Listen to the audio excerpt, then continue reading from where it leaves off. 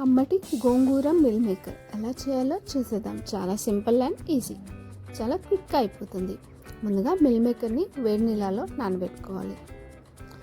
ఇది నానిన తర్వాత మంచిగా స్క్వీజ్ చేసి పక్కన పెట్టేసుకుందాం. స్టవ్ మీద ప్యాన్ పెట్టేసుకొని ఆయిల్ హీట్ చేసుకొని అందులో పచ్చిమిర్చి, గోంగూర, అలాగే ఒక టమాటా కూడా వేసుకొని మంచిగా మగ్గించుకోవాలి. ఇదంతా మగ్గిన తర్వాత చల్లార్చుకొని మిక్సీ జార్లోకి వేసుకొని ఫైన్ పేస్ట్గా మిక్సీ పట్టేసుకోవాలి. ఇప్పుడు స్టవ్ మీద ప్యాన్ పెట్టేసుకొని ఆయిల్ వేసి ఆయిల్ హీట్ అవ్వగానే ఆనియన్ వేసుకోవాలి. ఆనియన్ మంచిగా మగ్గిన తర్వాత ఇందులో అల్లం వెల్లుల్లి పేస్ట్ కూడా వేసుకొని పచ్చివాసన పోయేందుకు మగ్గించుకోవాలి. దీని తర్వాత దీనికి కావాల్సిన మసాలా కూడా వేసుకొని మసాలా అంతా మాడకుండా ఒక 2 టేబుల్ స్పూన్ వాటర్ వేసుకోవాలి.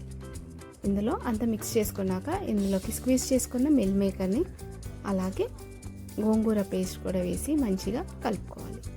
ఇదంతా మంచిగా మసాలా అంతా మంచిగా పట్టించేశాక ఇందులోకి వాటర్ కూడా వేసుకొని మూత పెట్టేసుకొని ఒక 5 to 10 minutes ఉడికించుకోవాలి.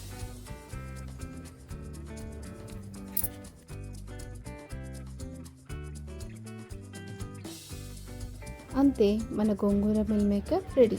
ఎంతో టేస్టీ అయిన మిల్ మేకర్ కర్రీ మీరు కూడా ట్రై చేసి చూడండి.